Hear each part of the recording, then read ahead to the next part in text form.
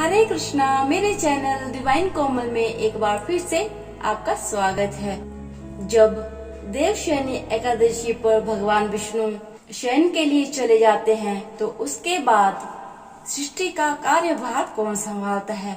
आज मैं आप सबके लिए यही कथा लेकर आई हूँ। भगवान विष्णु हर साल आषाढ़ मास की शुक्ल पक्ष की एकादशी के दिन 4 महीने के लिए सो जाते हैं।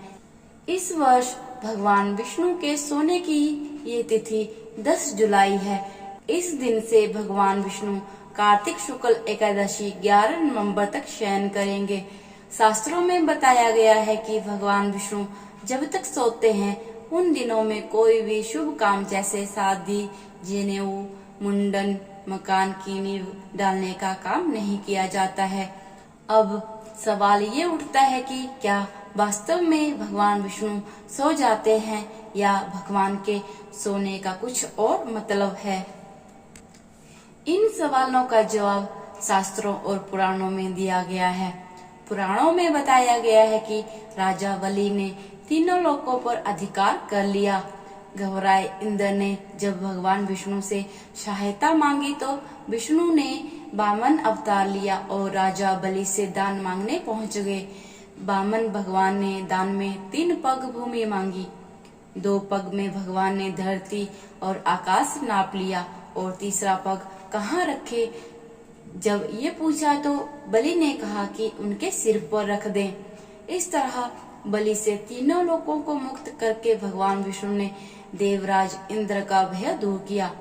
लेकिन राजा बलि की दानशीलता और भक्ति भाव को देखकर भगवान विष्णु ने बलि से वर मांगने के लिए कहा। बलि ने भगवान से कहा कि आप मेरे साथ पाताल चलें और हमेशा वहीं निवास करें। भगवान विष्णु ने अपने भक्त बलि की इच्छा पूरी की और पाताल चले गए। इससे सभी देवी देवता और देवी लक्ष्मी चिंतित हो उठी।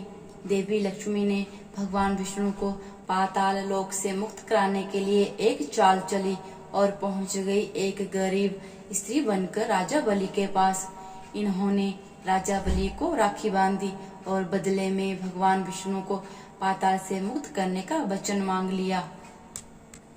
भगवान विष्णु अपने भक्त को निराश नहीं करना चाहते थे, इसीलिए बलि को वरदान दिया कि वह साल आषाढ़ शुक्ल एकादशी से कार्तिक शुक्ल एकादशी तक पाताल लोक में निवास करेंगे।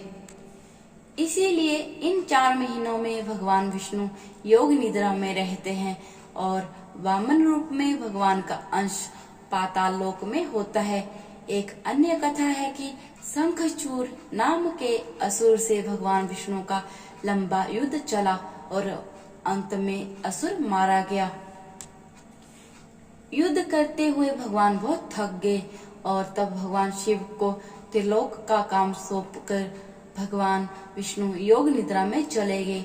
इसीलिए इन 4 महीनों में भगवान शिव ही पालन करता भगवान विष्णु के काम भी देखते हैं।